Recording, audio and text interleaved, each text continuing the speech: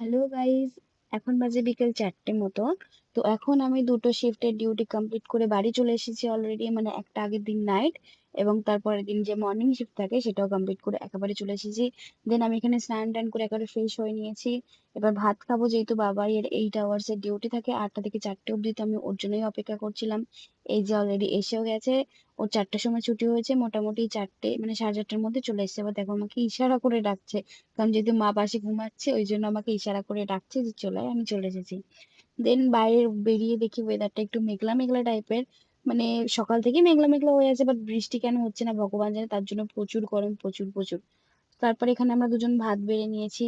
আর আজকে লাঞ্চে ছিল আলু কপি ভাজা, তার সাথে ছিল এই শাক ভাজা, ডাল, আর ছিল এই ট্যাংরা মাছের ঝাল, যেটা দারুণ হয়েছিল। তো আমরা অ্যাজ ইউজুয়ালি, আমাদের খুব একটা ফেভারিট মুভি, সবসময় আমরা যদি বোরিং লাগে কিছু দেখা না থাকে আমরা এই বুলবুলাইয়া চালিয়ে বসে যাই দুজনে। আর খাওয়ার সময় এটা দেখি এনজয় করি, খুব ভালো লাগে।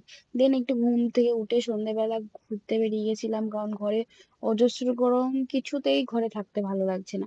আমাদের এই পক্ষীরাজটাকে নিয়ে আমরা দুজনে বেরিয়ে গেলাম বাইরে প্রাকৃতিক হাওয়া খাওয়ার জন্য।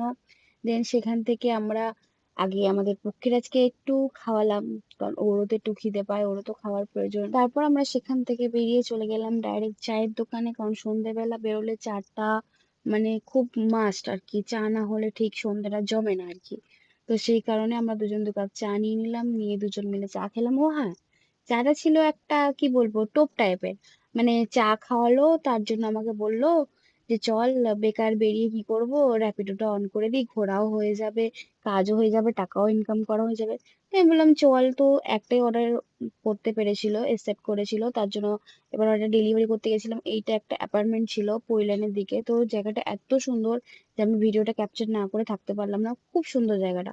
দেন তারপরে এই যে বৃষ্টির ওয়েদারে ভিজতে ভিজতে বাড়ি চলে এলাম।